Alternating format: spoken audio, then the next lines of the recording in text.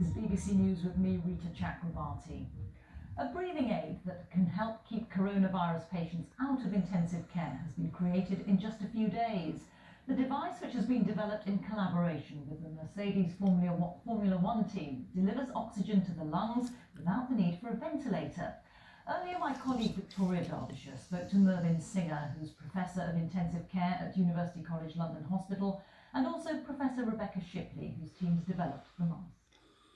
Once we've proved they are working as we absolutely anticipate they will with patients, we're essentially ready to manufacture them at scale. So Mercedes can currently make 300 of these a day, and they can scale up to 1,000 a day with 1 week's notice. So we're essentially primed and ready to deliver them to the NHS. So Mercedes' input is the capacity to produce these things?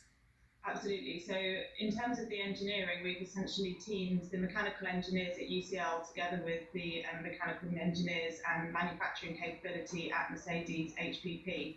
And that's really proved to be a formidable team and relationship, and they deserve massive credit because our mechanical engineers, they literally came into the office about 10 days ago and haven't left. They've been working day and night. But that expertise across the institutions has really enabled us to both deliver the engineering capability that's required to do this and the capability to manufacture at scale to meet the needs of the healthcare service. Professor Singer, can you just describe this device for us? Rebecca touched on it, but I wonder if you could describe it in layman's terms for us.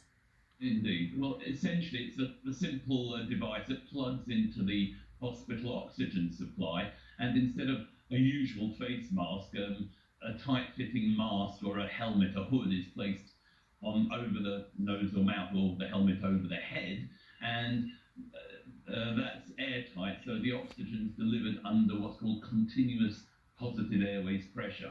So it keeps the bases of the lungs, the alveoli, the air sacs, splinted open, and that, especially with COVID, has been found to be a tremendous boon in helping to oxygenate the bloodstream and deliver sufficient oxygen to the body's organs. Either of you haven't got one handy to show us, have you?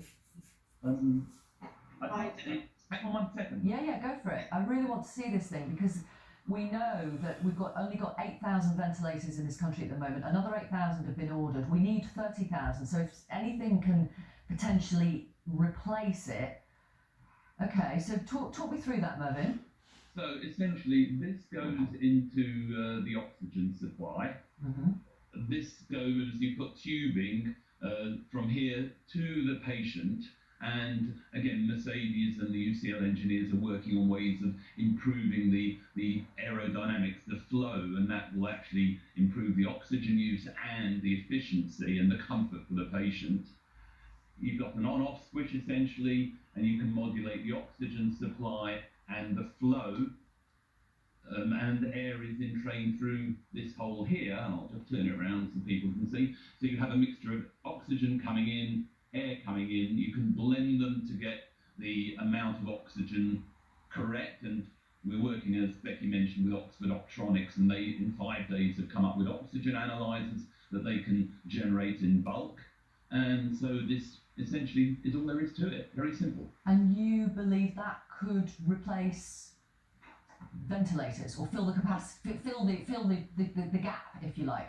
Yeah, no, it's augmentation. It's not meant to replace. Sure. But we're already becoming overwhelmed with patients needing invasive ventilation. So if a large proportion of patients can be kept off a ventilator, so you're reserving those for the most critically ill, hopefully you can then get these patients after a few days off CPAP and hopefully home shortly after. Professor Mervyn Singer there speaking.